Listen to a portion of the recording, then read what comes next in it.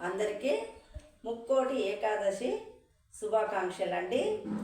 ఈరోజైతే ముక్కోటి ఏకాదశి అందరూ చాలా సంతోషంగా జరుపుకోవాలని కోరుకుంటున్నాను. ఈరోజైతే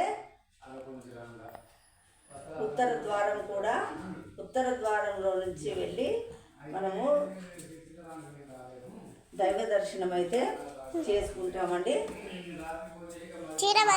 శుద్ధ ఏకాదశి రోజు విష్ణుమూర్తి యోగ నిద్రలోకి వెళ్తారు.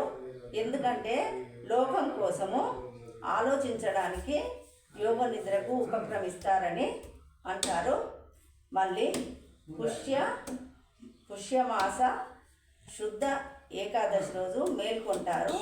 ఈరోజు ముక్కోటి దేవతలందరూ కలిసి ఉంటారని పండితులు చెప్తారు.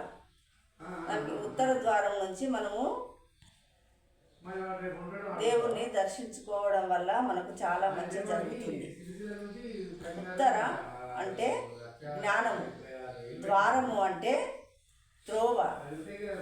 మనకు జ్ఞానాన్ని పెంపొందించడానికి దేవుడు మనకు ఇలా ఉత్తర ద్వార దర్శనము ఉంచారు.